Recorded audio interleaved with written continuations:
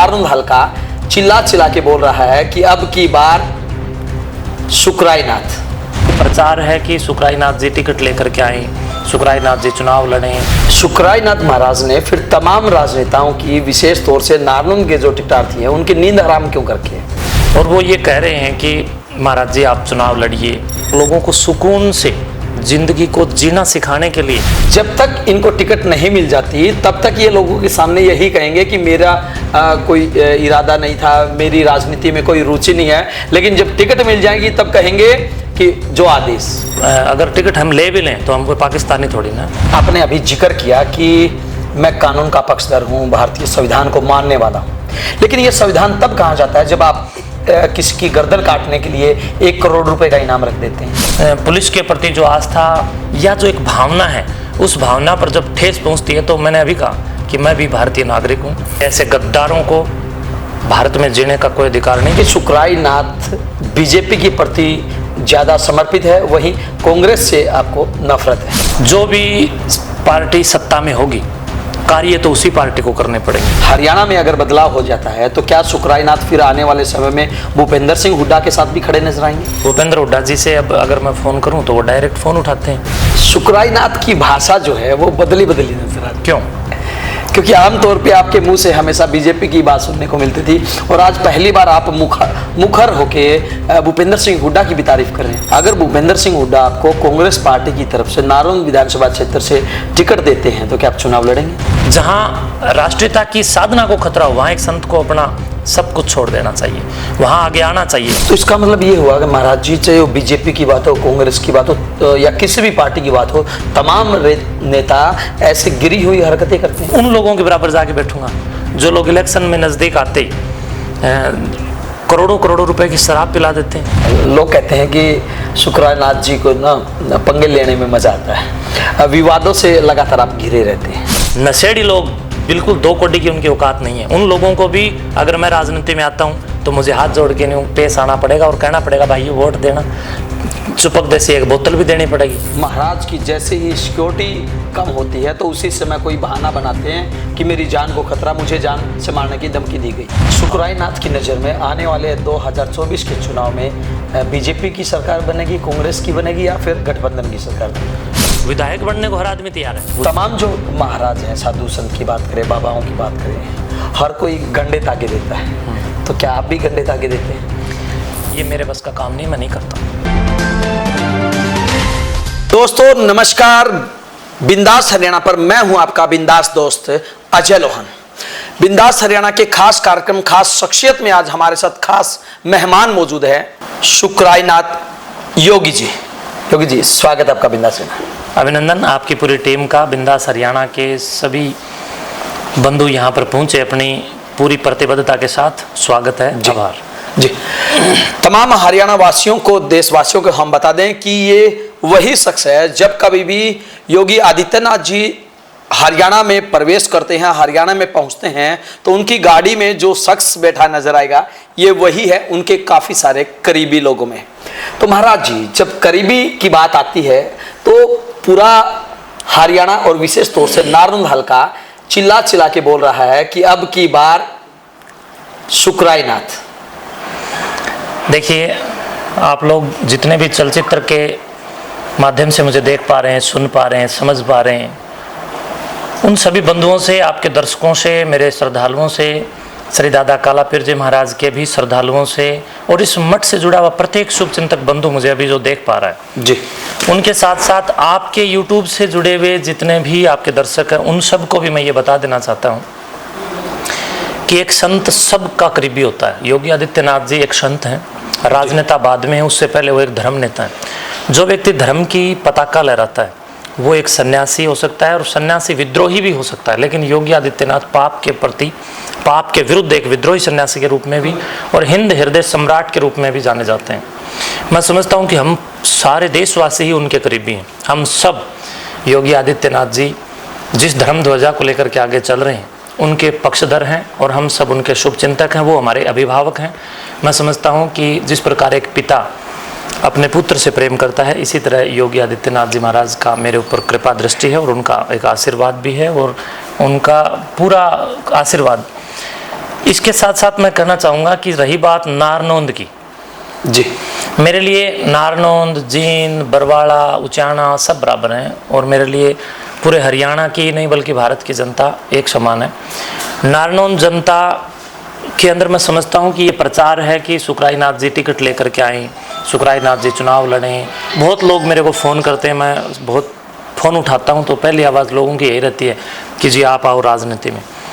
तो मैं आप सभी को बता देना चाहता हूँ कि राजनीति में मेरा कोई इंटरेस्ट नहीं है। लेकिन अगर हम योगी आदित्यनाथ की बात करें तो वो भी हमेशा यही कहते थे कि मेरी राजनीति में कोई रुचि नहीं है। और जिस प्रकार से आप तमाम नेताओं के साथ हो, चाहे पुराने मनोहर खट्टर जी रहे हों, उन तमाम राजनेताओं के साथ जब सुखराय नाथ जी नजर आते हैं तो और क्या समझे जनता?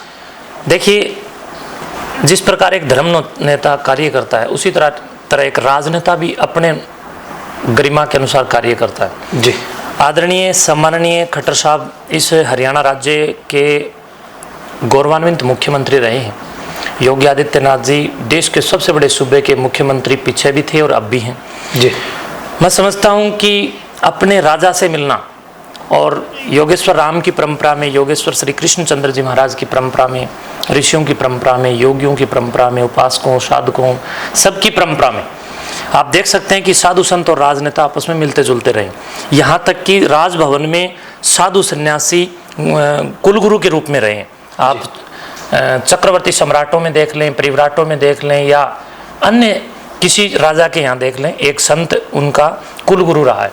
तो मैं समझता हूँ कि राजनेता भी हमारे शिष्य हैं और आम गरीब आदमी भी हमारे शिष्य हैं।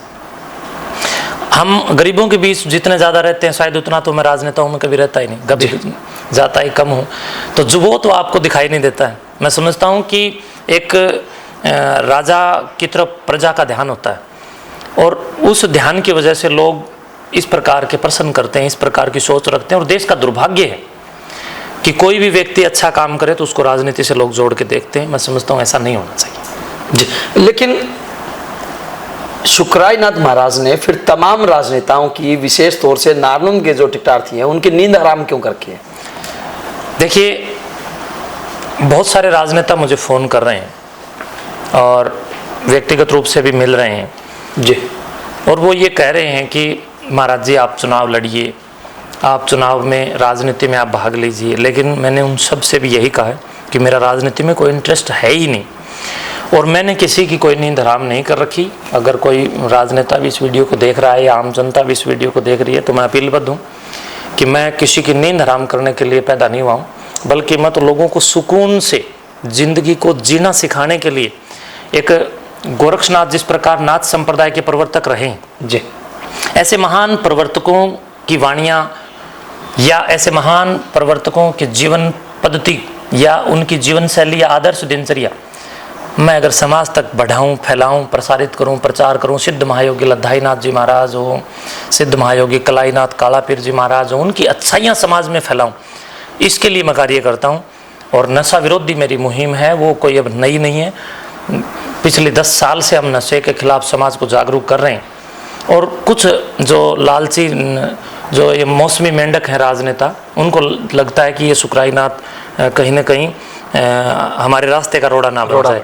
लेकिन मेरी ऐसी छोटी सोच नहीं है, क्योंकि राजनेता को भी सामाजिक काम करने होते हैं अगर वो ढंग से राजनेता हो, और एक संत को भी सामाजिक काम करने होते हैं। तो जो काम मुझे राजनीति में आके करने उससे बेहतर तो मैं अब कर रहा हूँ जी। लेकिन राजनीति में अगर मैं आ गया तो मेरा दायरा सीमित हो जाएगा जी। और हम तो साधु सन्यासी, हमारा तो असीमित अप्रिमेय पूरा दायरा है हमारा, हम कहीं भी अपने आप को सीमित नहीं रख सकते। सुखराय नाथ जी, वो लोग ये बोल रहे हैं कि जब तक इनको टिकट नहीं मिल जाती तब तक ये लोगों के सामने यही कहेंगे कि मेरा कोई इरादा नहीं था, मेरी राजनीति में कोई रुचि नहीं है, लेकिन जब टिकट मिल जाएगी तब कहेंगे कि जो आदेश। देखिए, आप सबको एक दृष्टि से नहीं देख सकते। मौसम और ऋतुएं ये भी एक सार नहीं होती हैं जी। ऋतु भी कई प्रकार से होती हैं। तो मौसम भी कभी गर्मी का, कभी सर्दी का, कभी धूप का, कभी छाँव का, कभी वर्षा का, विभिन्न प्रकार के मौसम हैं। तो इन मौसम के साथ जो ये मौसमी मेंढक हैं वो ही अपनी कहीं ना कहीं समाज को गुमराह करने के लिए भूमिका निभा सकते हैं जी। एक संत का ये कार्य नहीं है। दूसरी बात ये कि अगर उन लोगों को लगता है कि भाई मैं राजनीति में टिकट तो पहली बात तो मैं समाज को ये बता देना चाहता हूँ कि एक सन्यासी होने से पहले मैं भारतीय संविधान का भी पक्षधर हूँ और भारतीय संविधान के अनुसार मैं भारतीय नागरिक भी हूँ। कोई भी व्यक्ति हो, चाहे वो योगी जी हों, चाहे प्रधानमंत्री जी हों, चाहे कोई मंत्री जी हों, चाहे कोई विधायक जी हों, वो व्यक्ति अगर व्यक्ति है, भारत में पैदा है, तो यहाँ की नागरिकता है और वो भारत का नागरिक है, तो संविधान उसको अधिकार देता है इलेक्शन लड़ने का। उसमें जो लोग मुझसे ईर्ष्या रखते हैं, द्वेष रखते हैं, वो लोग होते कौन है इस प्रकार की छोटी सोच के साथ उत्तर देने वाले कि जब तक टिकट ना मिलती, टिकट मेरा अधिकार है, अगर मैं चाहूँ कल ले लूँ, टिकट हमें कौन रोकने वाला है। लेकिन अगर टिकट हम ले भी लें तो हम कोई पाकिस्तानी थोड़ी ना, हम भारतीय हैं। भारत के किसी भी क्षेत्र से हम लोग काम कर सकते हैं, लेकिन सच्चाई है कि मेरा इंटरेस्ट नहीं है और अगर फिर भी उन लोगों को लगता है तो शुभकामनाएं।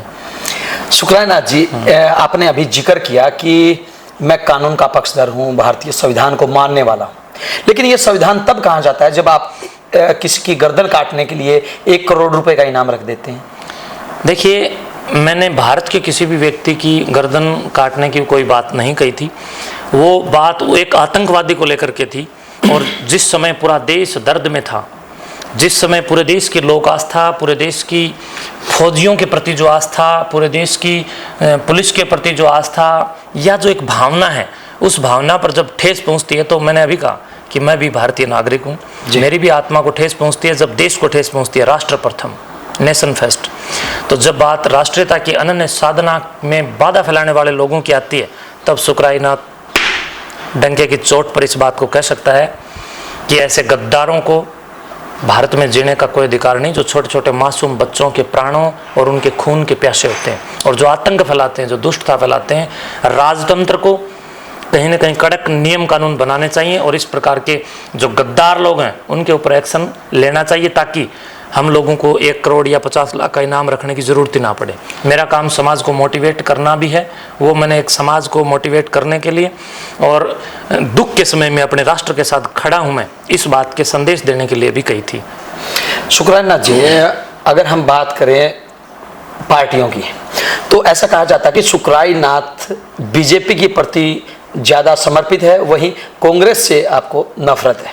मेरे पास सभी पार्टियों के लोगों के फ़ोन आते हैं और सभी लोग मेरे साथ बड़ा प्रेम रखते हैं। मेरे लिए कांग्रेस, बीजेपी या अन्य कोई पार्टी अलग से विशेष मैं ये मानता हूँ कि मेरे लिए, एक संत के लिए जी, सब पार्टियाँ बराबर हैं और मैं किसी में कोई भेदभाव नहीं करता। फिर भी लगाव आपका बीजेपी से ज़्यादा? जो भी पार्टी सत्ता में होगी, कार्य तो उसी पार्टी को करने पड़ेंगे। तो मैं समझता हूँ पिछले 10 साल से बीजेपी की सरकार हरियाणा में रही है, तो कार्य करना तो हमें उन्हीं लोगों के साथ है जो लोग सत्ता में हैं। अब हम कांग्रेस को कोसें या हम लोग और किसी पार्टी को कोसें या हम लोग किसी और हारे हुए मुख्यमंत्री के पास जाकर के काम की आशा करें, तो वो उनका अधिकार क्षेत्र भी नहीं है। जिस व्यक्ति का अधिकार क्षेत्र है, उस व्यक्ति के पास जाना और उस व्यक्ति को बुलाना और उस व्यक्ति के साथ रह करके सामाजिक समरसता को बढ़ावा देना, ये हम सब का अधिकार भी और कर्तव्य दायित्व भी बनता है। तो इसलिए मैं समझता हूँ कि पिछले 10 साल से जब सरकार बीजेपी की है, तो मुझे आप लोग बीजेपी की सरकार के नेताओं के साथ देख रहे हैं, तो आपकी ऐसी मानसिकता हो सकती है। तो वहीं शुक्रानाथ जी, अगर हम बात करें बदलाव की, हरियाणा में अगर बदलाव हो जाता है, तो क्या शुक्रानाथ फिर आने वाले समय में भूपेंद्र सिंह हुड्डा के साथ भी खड़े नजर आएंगे? भूपेंद्र हुड्डा जी जब सत्ता में थे, तब उन्होंने सत्ता में रहते हुए जो काम किए, कंडेला खाप में उन्होंने बहुत काम किए और भूपेंद्र हुड्डा जी ने हमारे यहाँ कंडेला में 2-3 बार कार्यक्रम भी किए थे, मैं उनके साथ भी रहा हूँ।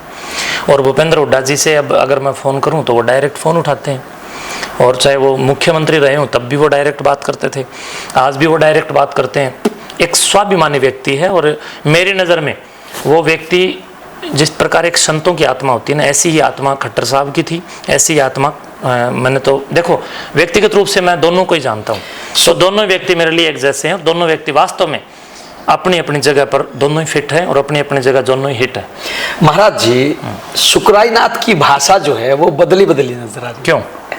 क्योंकि आमतौर पे आपके मुंह से हमेशा बीजेपी की बात सुनने को मिलती थी और आज पहली बार आप मुखर होके भूपेंद्र सिंह हुड्डा की भी तारीफ कर रहे हैं। मैंने आज तक कभी किसी पार्टी का विरोध नहीं किया, या आप लोग देखें या कोई मेरा वीडियो उठा के देखें, मैं कभी किसी पार्टी का विरोधी नहीं रहा हूँ। और कभी भी मैंने किसी भी दूसरी पार्टी के पक्ष में खड़ा होकर एक पार्टी को गाली देना, समाज को बंटाधार करना, ये सब्जेक्ट में कभी भी नहीं रहा, क्योंकि मैंने ऐसा कभी किया नहीं। महाराज जी, अगर मान लीजिए भूपेंद्र सिंह हुड्डा आपसे खुश होके, जैसा कि आपने बताया कि भूपेंद्र सिंह हुड्डा अगर आप उनके पास कॉल करते हैं तो वो तुरंत उठाते हैं और रिप्लाई भी करते हैं। नहीं, भूपेंद्र सिंह हुड्डा क्यों, वर्तमान सरकार के अंदर भी मैं तो इसको लोग कहते हैं कि उंगली घी में है, आपकी तो 10 की 10 उंगलियां घी में हैं। लेकिन अगर हम बात करें भूपेंद्र सिंह हुड्डा की, अगर भूपेंद्र सिंह हुड्डा आपको कांग्रेस पार्टी की तरफ से नारौन विधानसभा क्षेत्र से टिकट देते हैं तो क्या आप चुनाव लड़ेंगे? देखिए, जिस सीट पर आज समाज ने मुझे इतने सम्मान के साथ, इतनी आस्था के साथ, इतने प्रेम के साथ जो बिठाया, सुशोभित किया, जो प्यार मुझे आज मिल रहा है, वो मैं एमएलए बनूं या एमपी बनूं तो मुझे नहीं मिल पाएगा। एक संत जहां जाए वहां राजनेता से अच्छा उसका मान सम्मान हो, राजनेता से अच्छा उसके प्रति समाज के अंदर प्रेम हो, तो फिर हाथी पर चढ़ करके गधे पर चढ़ने का क्या मतलब है? तो फिर योगी आदित्यनाथ ने यह रास्ता क्यों अपनाया? उत्तर प्रदेश को उत्तम प्रदेश बनाना था। इस्लामिक गतिविधियां आतंक के साथ मिलकर के उत्तर प्रदेश को इतना ज़्यादा भरसक रूप से बर्बाद कर रही थी कि अगर योगी आदित्यनाथ जी स्वयं अपना बलिदान नहीं देते, अर्थात राजनीति में सक्रिय नहीं रहते, तो आज उत्तर प्रदेश भी नहीं रहता, बल्कि वो एक आतंक का प्रदेश और एक मिनी पाकिस्तान बन जाता। जहां राष्ट्रीयता की साधना को खतरा हो, वहां एक संत को अपना सब कुछ छोड़ देना चाहिए, वहां आगे आना चाहिए। हमारे प्राचीन समय में आप देखेंगे तो धरती का पहला राजा महर्षि मनु थे, तो इसलिए राजा, एक सन्यासी तो ऑटोमेटिक ही राजा होता है, चाहे कोई भी सन्यासी हो। तो इसलिए मैं समझता हूँ राजा से भी बड़ा ओहदा सन्यासी का इस भगवान के अंदर, महाराजा सन्यासी को ही महाराज बोल सकते हैं, आप किसी आम आदमी को महाराज नहीं कहते हैं। तो महाराज से आप घट करके, यानी आप हाथी से आप गधे पर बैठे, तो क्या ये आपकी मूर्खता नहीं है? मेरे बस का ये काम नहीं है, राजनीतिक मुझे आती नहीं है। लोगों के सामने झूठ बोल करके लोगों की जेब पर डाका डालना, या लोगों को दारू पिला करके इलेक्शन के टाइम में वोट लेना, या लोगों को झूठे वादे करके उनके वोट लेना, ये मेरे बस का और मेरे कैलेंडर में और मेरे सब्जेक्टों में ये सिस्टम नहीं है, इसलिए मैं राजनीति से दूर हूँ।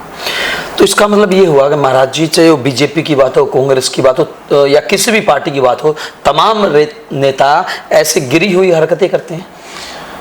देखिए, तमाम तो नहीं कह सकता, लेकिन हाँ, काफ़ी प्रतिशत मात्रा अत्यधिक वृद्धि में है, जिसमें नेताओं के द्वारा जब जब इलेक्शन नज़दीक आता है तो ये, मैं इनको बरसाती मेंढक इसीलिए कहता हूँ, और उन लोगों के बराबर जाके बैठूंगा जो लोग इलेक्शन में नज़दीक आते ही करोड़ों करोड़ों रुपए की शराब पिला देते हैं, और शराब पिला करके कितने घरों में कोहराम उस शराब के कारण मचता है। उसको ध्यान में भी उनको है कि इन घरों में शराब पी करके सत्यानाश हो रहा है, उसके बावजूद भी वो लोग, आप सोचिए कि शराब बांट रहे हैं अपने स्वार्थ के लिए, और इलेक्शन जीतते ही गांवों के अंदर आकर के नहीं देखते। महाराज जी, इसीलिए तो तमाम जनता जानना चाहती है कि जब इतने बुरे हालात हैं तो महंत शुक्राईनाथ इस हवन के अंदर आहुति क्यों नहीं डालते थे? क्यों राजनीति में आकर पूरे प्रदेश का सुधार नहीं करते? जनता को खुद इसके अंदर जागरूक होने की आवश्यकता है। शुक्राईनाथ की राजनीति में आने से कोई समाधान नहीं होगा। शुक्राईनाथ से पहले भी बहुत योग्य लोग राजनीति में आए, उन्होंने क्या कोई पहाड़ उखाड़ दिए, क्या कर दिया? आप देख सकते हैं, ये वही जनता है जो जनता उन गुंडों को स्वीकार कर रही है जो झूठे ऐड टीवी पर देते हैं, बसों के ऊपर ऐड चला रहे हैं कि दाने दाने में केसर का दम। 1 रुपये में कौन सी केसर का दम आ जाता है जब जनता चुप। इसलिए जनता को जागरूक होकर के कहीं ना कहीं अपने खुद के हक के लिए खुद को ही लड़ना पड़ेगा। शुक्राईनाथ या कोई और जो भी ये वादे करेगा कि मैं तुम्हारा ये करूँगा वो करूँगा, पिछली सदियों से ये वादे और ये दावे इन नेताओं के चलते आ रहे हैं। क्या हाल है समाज का? वही गंदगी बढ़ रही है, वही सुल्फे, सिगरेट, अफीम, चरस, भांग, हेरोइन, तंबाकू, धतूरा, गंद मच रही है समाज में, वही मांस मिट्टियाँ बढ़ रही हैं, वही बलात्कार बढ़ते जा रहे हैं, वही अत्याचार और दुराचार, पापाचार, मिथ्याचार, वे विचार समाज के अंदर बढ़ता जा रहा है। कोई राजनेता नहीं बल्कि सरकार जो काम नहीं कर सकती बंधुओं, संस्कार वो काम अवश्य कर सकते हैं। शुक्राईनाथ का काम संस्कार प्रसारित करना है। वोट किसी 2 कौड़ी के आदमी के सामने, मैं उन कैमरा ये बात कर रहा हूँ, दारू के ठेके में या जिस एरिया में ज़्यादा शराब पीने वाले लोग रहते हैं वो 2 कौड़ी के लोग हैं, उनमें जाके मैं ये कहूँगा, है भाइयों मैंने वोट देना, क्या जरूरत पड़ी है? आज मैं राजनीति ज्वाइन कर लूँ, 2 कौड़ी का आदमी मेरी गाड़ी को हाथ देगा। महाराज जी, कुछ ज्यादा बड़ी बात नहीं बोल? बिल्कुल बोल रहा हूँ ना, खुलेआम बोल रहा हूँ।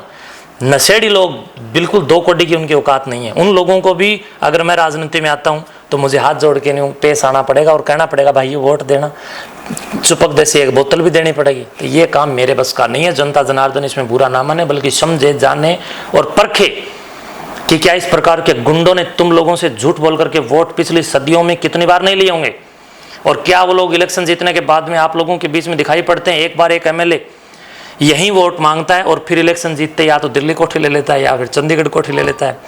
यहाँ इसी विधानसभा की बात नहीं कर रहा हूँ मैं, आप पूरे देश के अंदर किसी भी विधायक की हालात देख लीजिए। आप ही के बीच से किसी व्यक्ति को आप लोग विश्वास के साथ इलेक्शन जिताते हैं, इलेक्शन जीतते ही वो व्यक्ति फिर दूर आपसे निकल करके चला जाता है। आपका साथी कोई नहीं, आप खुद साथी हैं। आप ये सोचते हो कि मैं राजनीति में आकर के भला कर सकता हूँ, आपका बेटा भी राजनीति में आगे भला कर सकता है। इसलिए आपके बेटे को, आप अपने योग्य राजनेता को अपने घर में तैयार कीजिए। किसी और के कंधे पर बंदूक रखकर चलाने का आपको, मैं समझता हूँ ये स्वप्न जो पिछले कई साल से आपको आ रहे हैं, वो स्वप्न आपको छोड़ने पड़ेंगे। जी, शुक्राना जी। वहीं अगर जैसा कि अभी आपने जिक्र किया कि मैं समाज सेवा करता हूँ, धर्म के आधार पे लोगों को अच्छी शिक्षा देते हैं, लेकिन जब धर्म की बात आती है, जब न्याय की बात आती है, तो क्या शुक्राईनाथ अधर्म कर देते हैं? क्योंकि अभी पिछले दिनों एक मामला हुआ था, आपने जिस तरह से बलात्कार का जिक्र किया, और वो एक महाराज जी आपके ही पंथ के, वो एक लड़की को लेके चले जाते हैं, और ये कहा जाता है कि शुक्राईनाथ जो है वहाँ पे उनके साथ खड़ा नजर आता है। जबकि कहाँ की घटना, ऐसी घटना कहाँ की है? आपने पंचायत में भूमिका निभाई थी। नहीं, वो ऐसे मैटर नहीं था, वो मैटर कुछ अलग था। वो गांव संडील का मामला है, जिला जींद के संडील गांव का एक मैटर था, और वो कोई बलात्कार नहीं है। वो मैटर ये था कि इस समाज को कुछ चीजें और भी समझनी पड़ेंगी। वही हम जानना चाहते हैं, एक बार खुल के बताइए क्या मामला था। खुल के तो देखो ऐसा है, नट बोल्ट तो मेरे कहीं है नहीं जो मैं खोल कर फिर बताऊं। मैं स्पष्ट तौर पर बताना चाहूंगा। खुल के तो गाड़ी को खोल के देख सकते हैं, व्हीकल्स को देख सकते हैं जी। मनुष्यता यही है कि हम सार्थक टिप्पणियों में सत्य बखान करें। समाज के अंदर कई प्रकार की किंवदंतियों ने सत्यानाश मचा करके खड़ा किया हुआ है, और समाज का बेड़ा गर्क तब हो जाता है जब ये समाज हर किसी को संत समझने लग जाता है। एक व्यक्ति जो कि जुलाना के पास लजवाना गांव का है, और उस व्यक्ति का नाम था सतवीर। सतवीर के जो पिताजी थे वो भी अपने आप को साधु के वस्त्र पहन लिया, समाज ने उसको साधु मान लिया जी। सारी उम्र नशे करे, फिर सतवीर ने सारी उम्र नशे करे, सतवीर को भी समाज ने साधु मान लिया। फिर सतवीर का बेटा सोनू, उसने भी भगवा वस्त्र पहन लिए, कानों में कुंडल पता नहीं कहीं मशीन से डलवाए क्या किया, उसने भी अपने आप को संत घोषित कर दिया। और इस समाज ने इस प्रकार के स्वयं लोगों को संत स्वीकार भी कर लिया। गृहस्थी, दादा गृहस्थी, फिर आगे बेटा गृहस्थी, फिर पोता गृहस्थी, अब आगे पड़पोता, यानी अब आगे पड़पोता, 4 पीढ़ियों से लगातार वो लोग शादी कराते हैं। पूरे आनंदमय जीवन उन लोगों के उपभोग और भोग की समस्त इकाइयों को वो लोग पार करते हैं, और उसके बावजूद भी वो लोग शादीशुदा हैं, और समाज को साधु बनने के नाम पर कहीं न कहीं गंडे धागे डोरी दे करके उलझाने का काम करते हैं जी। ऐसे शादीशुदा लोगों का एक ग्रुप है, उस ग्रुप का एक व्यक्ति था ये सोनू। ये संडील गांव में आ गया, भगवा बाणा पहन के, कानों में पता नहीं कैसे कुंडल डाल करके, और संडील गांव का एक कोथमठ संस्थान की उपशाखा जी संडील गांव में है। उस उपशाखा में दादा काला पीर आसन के नाम से हमारा आश्रम है। वहाँ पर वो अपने आप आकर के, वो खाली एक वहाँ महन जी थे, वो एक्सपायर हो गए, उनके एक्सपायर होने के बाद में वो आश्रम खाली था। उस खाली रही जगह के अंदर कभी आने जाने लग गया जी। लोगों ने विश्वास कर लिया, उसने धोखाधड़ी से उस आश्रम के 8-7 किले जमीन है, उस जमीन को नाम करवाने का पूरा षड्यंत्र तैयार प्लान कर लिया जी। और उसी गाँव की एक कोई लड़की थी, वो लड़की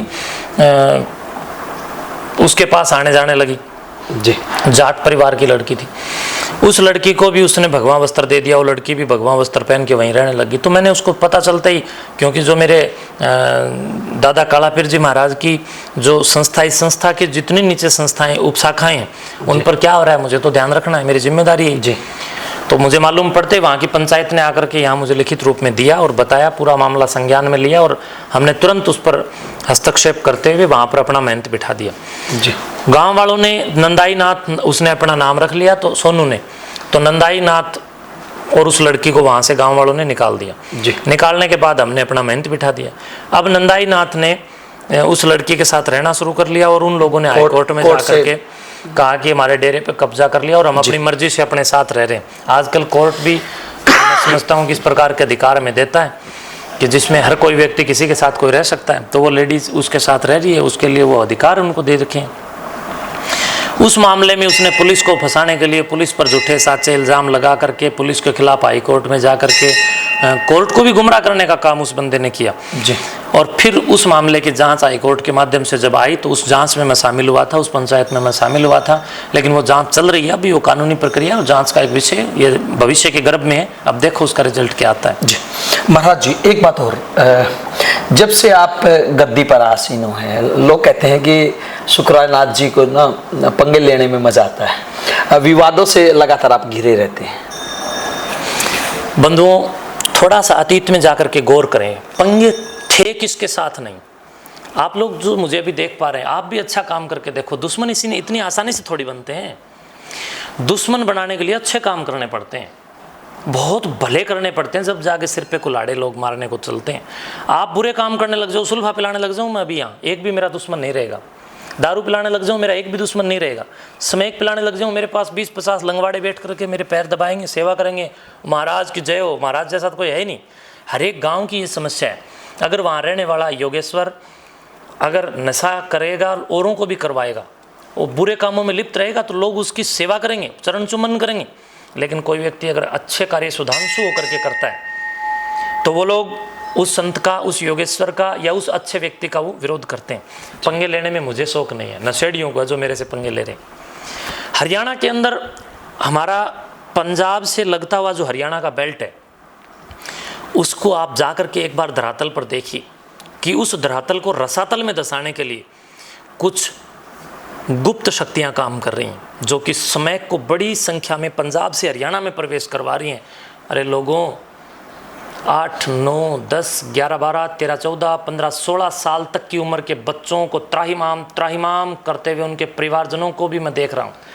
हृदय के अंदर दर्द होता है कि जब छोटे छोटे बच्चों को ये डायन स्मैक बख्श नहीं रही है, तो ये बच्चे बड़े होकर के भारत का गौरव क्या खाक बनेंगे।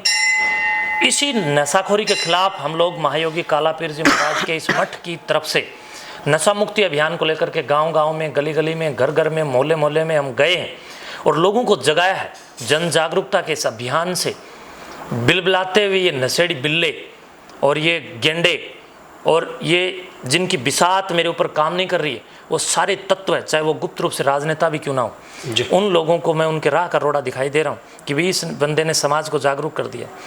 तो बंधुओं, जब हम समाज को जागरूक कर रहे हैं, नशाखोरी पर जब कहीं ना कहीं नकेल कसी जा रही है, छोटी छोटी छोकरियों के स्कूल बैग के अंदर 1 करोड़ रुपए की समय कभी पकड़ी गई थी फांसी में, बिल्कुल, तो यानी हमारी रोटी पे, हमारी बेटी पे इन नशाखोर तस्करों की नज़र पहननी है।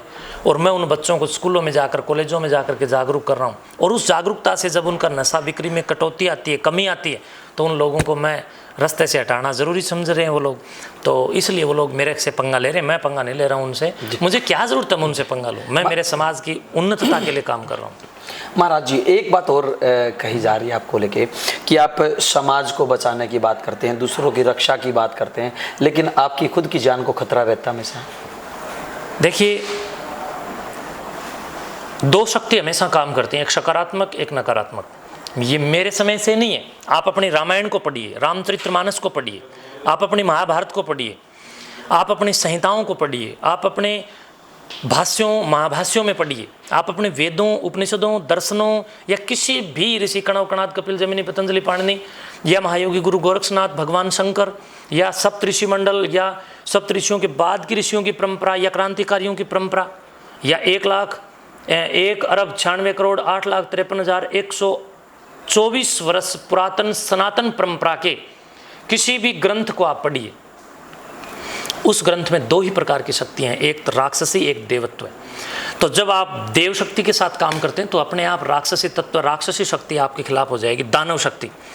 और जब आप दानव शक्ति बनकर के काम करेंगे तो मानव शक्ति अर्थात देव शक्ति आपके खिलाफ हो जाएगी। तो इसलिए हम लोग तो देव शक्ति अर्थात मानव संस्कृति की श्रेष्ठ उपलब्धता के लिए काम कर रहे हैं। तो दानव शक्ति हमारे खिलाफ है और वो होगी। आप लोग समझते हो कि मेरी जान को खतरा। बंधुओं, मैं तो एक बहुत बड़े मठ का सेवक हूँ, एक बहुत बड़े मठ की सेवा कर रहा हूँ, एक बहुत बड़े मठ की गद्दी पर विराजमान समाज ने किया हूँ। जो ऋषि मुनि योगेश्वर श्री राम ने जंगलों में जाकर के देखा कि वो बिल्कुल जंगलों में बैठे हवन यज्ञ कर रहे हैं, इन गुंडों ने और इन दुष्ट तत्वों ने और इन राक्षसों ने तो उन ऋषि मुनियों को भी नहीं छोड़ा। उनको भी मारने का काम किया। तब योगेश्वर श्री राम AK-47 की भांति अपने धनुष को तान करके तत्कालीन समय के शस्त्र को लेकर के खड़े हो गए। मैं समझता हूँ उन ऋषि मुनियों की भी जान और प्राण को खतरा था। लेकिन महाराज जी वो तो ये बात भी बोल रहे हैं कि महाराज की जैसे ही सिक्योरिटी कम होती है तो उसी समय कोई बहाना बनाते हैं कि मेरी जान को खतरा, मुझे जान से मारने की धमकी दी गई। मेरी सुरक्षा कभी कम नहीं हुई और मैं समझता हूँ कि सुरक्षा और लोगों को भी तो धमकियाँ बहुत सारे को है, क्या सबको सुरक्षा है? अगर किसी के धमकी से या किसी के ऐसे षड्यंत्र करने से सुरक्षा मिल जाती है? सुरक्षा के लिए बिल्कुल CID का अपना एक सिस्टम है, इंटेलिजेंस का अपना एक सिस्टम है, सरकार का अपना एक सिस्टम है, प्रशासन का एडमिनिस्ट्रेशन सिस्टम का अपना एक सिस्टम है। वो सिस्टम निचले स्तर पर जांच करता है, जिस व्यक्ति को उपयुक्त स्तर पर आवश्यकता है उसी व्यक्ति को सुरक्षा उपलब्ध होती है। और मेरी सुरक्षा से अगर किसी को दिक्कत है भाई हटा लो। शुक्राईनाथ की नज़र में आने वाले 2024 के चुनाव में BJP की सरकार बनेगी, कांग्रेस की बनेगी या फिर गठबंधन की सरकार बनेगी? जनता जनार्दन, शास्त्र में जनता और जनार्दन ये शब्द आता है, तो जनार्दन का अर्थ होता है भगवान, तो जनता ही भगवान है। जो ये जनता जनार्दन है जिसको आशीर्वाद देगी वही बनेगा, चाहे उसमें कोई सरकार हो, मुझे कोई दिक्कत नहीं, मैं जनता के साथ हूँ। जी शुक्राईनाथ जी, अंतिम सवाल। आप तमाम जो महाराज हैं, साधु संत की बात करें, बाबाओं की बात करें, हर कोई गंडे तागे देता है, तो क्या आप भी गंडे तागे देते हैं? भारतवर्ष की सबसे खतरनाक ये बात आपने मुझसे पूछी है जी। वैसे ऋषि परंपरा और योग परंपरा, गोरख परंपरा या शास्त्र परंपरा में इस प्रकार का कोई प्रमाण हमारे पास होता नहीं है ही नहीं जी। लेकिन आज ये समाज गंडे धागे ताबीज को, आप देख सकते हैं ताबीज शब्द है ये उर्दू का है, गंडा धागा ये शब्द भी हिंदी के नहीं है बल्कि ये सारे के सारे उर्दू के शब्द हैं। तो कहीं ना कहीं ये इस्लामिक सल्तनत के दौरान उपजे हुए मानकताएं और मनोवृत्तियाँ हैं जी। तो अगर गंडे धागे ताबीज मठ मंदिरों वाले साधु संत बंद कर दें तो ये जनता जो भटकी हुई है बड़े स्तर पर, ये जनता मस्जिदों में जाकर के भीड़ इकट्ठी कर लेती है। मदरसों और मस्जिदों में फिर क्या क्या घटनाएं होती हैं आपको सब पता है। मदरसों में आतंक के लिए बच्चों को कितनी बार वीडियो सामने आती हैं, कितने मुकदमे ही इनके ऊपर दर्ज हो जाते हैं जी। जो वहाँ गंडे धागे ताबीज लेने के लिए जाएंगे उनको धधकती हुई अंतर्ज्वाला की गंदी अग्नि की चपेट में लाने वाली कुरान के नाम पर इन षड्यंत्रकारियों के द्वारा उनको आतंक फैलाने के लिए आतंकवादी बनाने का काम किया जाएगा। इसलिए मैं समझता हूँ कि अगर देने भी पड़े गंडे धागे ताबीज इन हिंदुओं को, इन भटकते हुए हिंदुओं को अगर कहीं रोक के और बांधे और जुड़े और अपने सनातन पूर्वजों से जोड़े हुए रखना है तो कोई बात नहीं, उनकी लोक आस्था का सम्मान करते हुए एक धागा उठा के दे दो। लेकिन ये दावा करके देना कि इस धागे से तेरा लड़का हो जाएगा, ये दावा करके देना कि इस धागे से तेरा ये पुत्र धन या कोई घर में स्प्लेंडर आ जाएगी या इस धागे से तेरे घर में ये चमत्कार हो जाएगा, ये मूर्खता है, ये गलत है, ये मेरे बस का काम नहीं, मैं नहीं करता जी।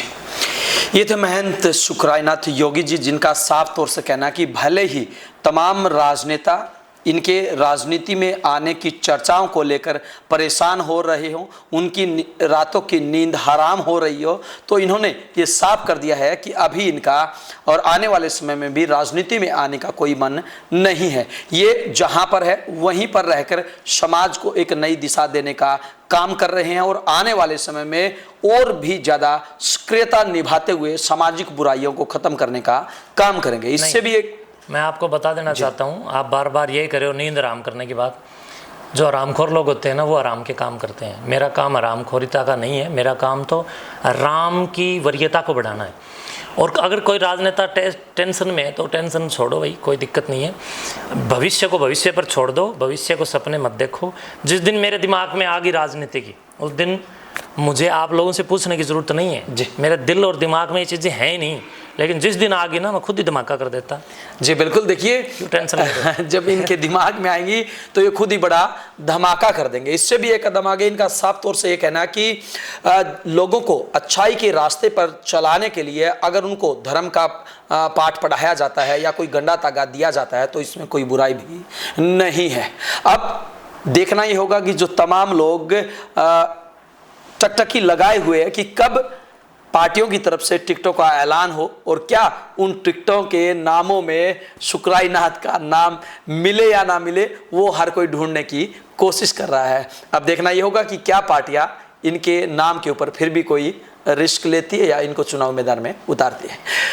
ये थे खास कार्यक्रम बिंदास हरियाणा की तरफ से, और हमारे साथ खास मेहमान थे शुक्राईनाथ योगी जी।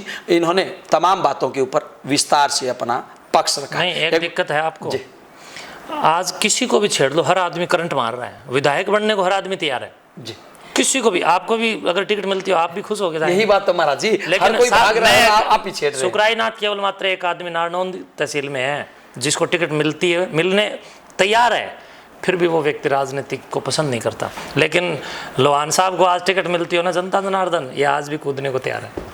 देखिए तमाम जो लोग हैं, जिस प्रकार से राजनीतिक माहौल देखने को मिलता है, और महाराज जी हमें तो चुनाव लड़वाने में मजा आता है, लड़ने की बजाय। और आपको हमारा एक खास कार्यक्रम कैसा लगा, और महाराज जी की बातों के ऊपर आप कितना मंथन करते हैं, कितना चिंतन करते हैं, और क्या इन बातों को जीवन में भी अप्लाई करते हैं, इसके ऊपर कमेंट करके जरूर बताएं। दीजिए आपके अपने साथी अजय लोहान व शुक्राईनाथ जी को इजाजत। नमस्कार, शुभकामनाएं।